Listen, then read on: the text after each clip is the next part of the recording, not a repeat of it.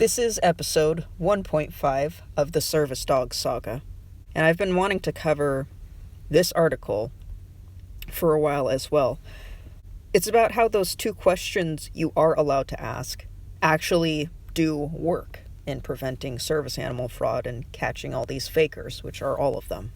Because some people might feel that they're a little helpless in these situations, particularly Kroger and Fred Meyer. Seattle scofflaws, I'm sure you can empathize with this experience, how they just allow dogs, and if you talk to management or complain to management about them breaking the pet policy, they just shrug and say there's nothing we can do. And they need to stop that. Okay? They need to cut that out. Yes, there is something you can do about it. You can, first of all, not be a little about it. And you can ask those two questions you're allowed to ask. And this article will go over that. And it's also kind of a dog nut lawsuit fail. IHD has covered an article where a federal court rejected a service dog from a hospital. And that's probably the biggest news that has worked in our favor lately. And I feel like we're just one step closer to voiding that section on the ADA on service animals altogether. So, let's get into this. Article by John W. Egan. And this was written in January 23rd, 2014, but I feel like this information you can still use. From our experience, businesses often must deal with customers and guests who claim that their pets or comfort animals are quote-unquote service animals to avoid the no dog rules or extra charges for pets. A recent decision from the United States District Court for the Eastern District of California serves as a reminder that businesses do have a mechanism for ferreting out service animal imposters. Under the ADA Title III regulations issued by the Department of Justice, there are two questions that a business or other public accommodation may ask to determine if an animal qualifies as a service animal. 1.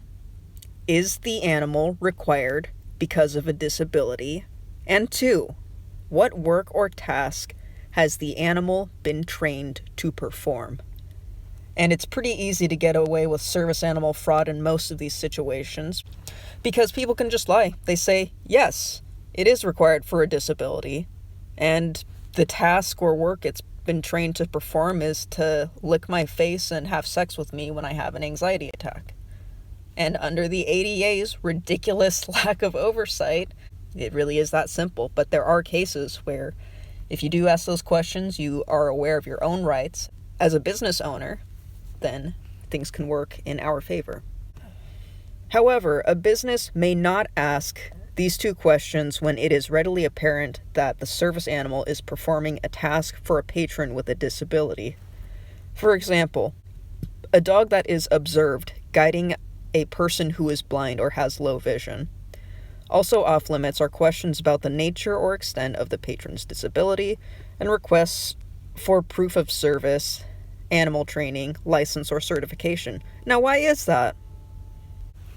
This section of the ADA has always been very weird, and it's kind of ridiculous that this is federal law, and dog owners, any dog owner who is not a service animal user, can lie about this stuff. It's very easy. That's why I think that seeing eye dogs should be the only recognized service animal in society, because at least they'd be rare enough, and anyone faking blindness would get beat up. So, but yeah, let's continue with this article. The accommodation in Lerma v. California Exposition and State Fair et al. Was well served by this protocol. The plaintiff in Lerma tried to enter a fair in Sacramento, California, with a Cocker Spaniel puppy. When a police officer employed by the venue approached her, plaintiff claimed the puppy was a service animal and demanded to enter the park. The officer asked her what task the dog has been trained to perform. Plaintiff reportedly replied, "All I have to do is tell you it's a service dog and I'm going to sue you."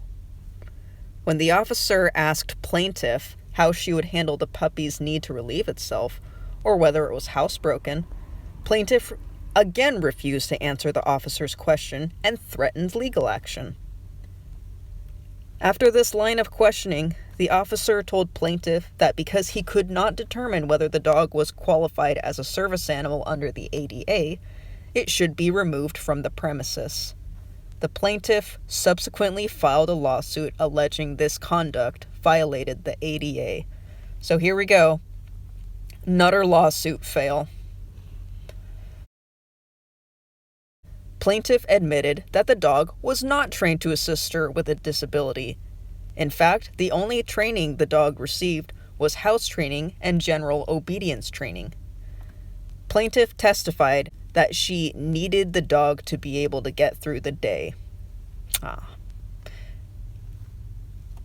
Considering these facts, Magistrate Judge Gregory G. Hollows ruled that plaintiff's dog was not a service animal under the ADA and recommended the complete dismissal of this action. So, a lot of nutters, they think that because dogs are protected under federal law in these circumstances that they can just sue whoever they want. And it's quite evident in that one video of the news article that I posted on my channel of this lady who filed a lawsuit against this restaurant. Even though anybody with a fraction of a brain cell could tell that this lady is a faker. But yeah, I like situations like these where nutters will file lawsuits because they aren't allowed to force everybody around their dog and the judge ends up dismissing it. Now, what I was a little disappointed in with this story was that there wasn't a lawsuit filed against the lady for service animal fraud, because service animal fraud is against the law in California. But I guess they just couldn't be bothered with this. I think that's the problem, is we need to start filing lawsuits against these dog owners if anything is going to get done. Landmark cases have been stepping stones with really fundamental laws, and it really is only a matter of time before somebody with a dog allergy is willing to stand up for their rights and say, you know what, it's bold that I need to risk my own health and safety going to a restaurant that doesn't allow dogs because this person feels like a dog is the only thing that's going to help them. And if you guys haven't already, please check out the video collab I did with Animal Uncontrol. I wrote the script and did the editing, and he was kind enough to narrate and do a bit of freestyling. But we go over pretty much every single argument you can think of when it comes to service dogs, because I want to remind people that 99% of all disabled people don't have a service dog. We're talking about a piece of so-called medical equipment that shits, pisses, consumes resources, triggers allergies, is an overall nuisance, and a producer of many germs and pathogens that's used by such a small percentage of the disabled population. It just makes it harder for somebody to take care of themselves if they also have this dog. So they say service dogs are just magically well groomed. Well, who's going to be grooming them? This person that is apparently so disabled that they feel like a dog is the only thing, that's their last resort. Note that while the court's discussion was limited to the ADA, the definition of a service animal under other federal laws, such as the Fair Housing Act and the Air Carrier Access Act, as well as some state and local laws, are broader than the ADA's definition and should always be consulted. The court held that plaintiff's dog was not an ADA service animal because it was not trained to perform tasks that would benefit a person with a disability. Also, the court observed that plaintiff's reasons for having the dog, for emotional support and comfort, were expressly excluded from the definition of a service animal under ADA regulations. See our prior blog on service animals here, and note that while emotional support and comfort animals are not qualifying functions for an ADA service animal, a person with a psychological disability can have a service animal. Dogs trained to, for example, calm a person with post-traumatic stress disorder during an anxiety attack, or remind a person with a mental illness to take prescribed medication, may qualify as service animals under the ADA. Let me stop you right there. Could they have possibly chosen stupider reasons to use a service dog for? Now, I am a part of the mental health demographic. I have bipolar disorder and also generalized/social anxiety. I have been to doctors. I am currently seeing a doctor, and it's in a stable condition. But you know what I didn't need to help me out when I had anxiety attacks or was feeling like I needed to take my medication? A dog. I don't need a dog to remind me to take my prescribed medication. And Animal Uncontrol has made this point. The dog isn't going to know the details about all these different medications. And if I'm about to take the wrong pill, the dog isn't going to go, hey, you shouldn't do that. You need to take this pill instead. No, it's a fucking dog. It's stupid. It doesn't understand these things. And if you need to train a dog how to recognize your own anxiety symptoms, then it sounds like you're pretty aware of your anxiety symptoms. And you can use different coping mechanisms. Get a teddy bear. Those weighted teddy bears or weighted stuffed animals. There's your replacement for this BS deep pressure therapy mutts. Honestly, it's just ridiculous that these things even exist and people are buying it. But hopefully, we see more cases like that. The court also determined that the police officer acted properly in handling the interaction with plaintiff.